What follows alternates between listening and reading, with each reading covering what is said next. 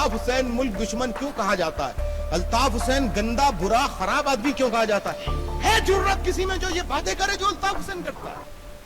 ज़रार खान ने कहा कि ISPR ने एक रोज़ सहाफ़ियों को जनरल ऑफिसर कमांडिंग यानी GOC Karachi major general Salim Haider से मिलवाया तो इन्होंने ज़रार से सवाल किया कि अब तक तो हमें सहाफ़ियों को मुबैना तौर पर MQM के सिर्फ 4 टार्चर सेल मालूम थे, जिनमें एक मुहाजिर खेल लांडी, दूसरा सैफी पॉलीटेक्निक कॉलेज नॉर्थ नाज़माबाद के करीब, तीसरा लेबर स्क्वायर बल्दिया टाउन में और चौथा लाइन्स एरिया के इलाके में बताया जाता था। मगर आप तो ये दावा कर रहे हैं कि शहर में 52 टार्चर सेल थे। आपने तो घरों की छतों को भी टार्चर सेल करार दे दिया है। आपने रस्सियां भी दिखा दी।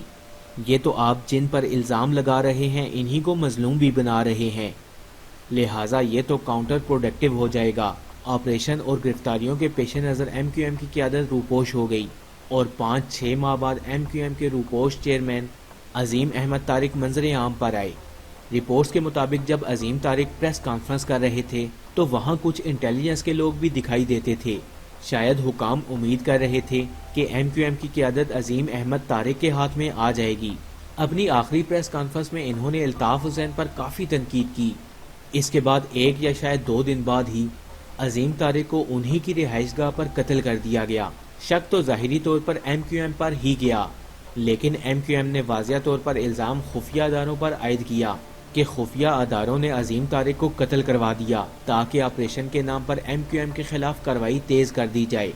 मगर बहुत से लोगों का ख्याल था कि क्योंकि वो प्रेस कॉन्फ्रेंस में बहुत तनकीद कर चुके थे यानी अल्ताफ हुसैन के खिलाफ, और उन्होंने MQM की क़यादत की मर्जी के खिलाफ रूपोश ख़त्म की थी, तो MQM के अंदर ये खदशात भी थे कि उन्होंने रियासती अदारों से साज़बाज़ कर ली है और यही वजह बनी उनके कत्ल की।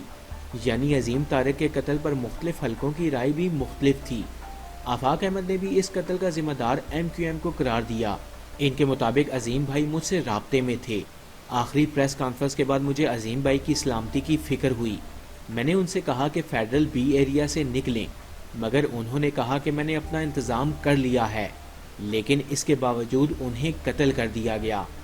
जब मैं वहां पहुंचा तो जनरल ऑफिसर कमांडिंग यानी GOC Karachi major general Salim Haider ने मुझे बताया कि अजीम तारिक ने उन्हें सिक्योरिटी का इंतज़ाम करने के लिए कहा था और हम उनको सिक्योरिटी देने का इंतज़ाम कर ही रहे थे कि उन्हें कत्ल कर दिया गया।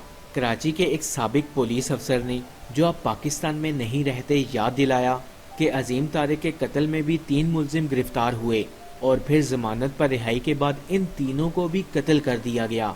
मज़हर अब्बास के मुताबिक कातलों को किसने मारा ये कभी मालूम नहीं हो सका, मगर इसके बाद कराची ऑपरेशन अपनी क्रेडिबिलिटी खो बैठा।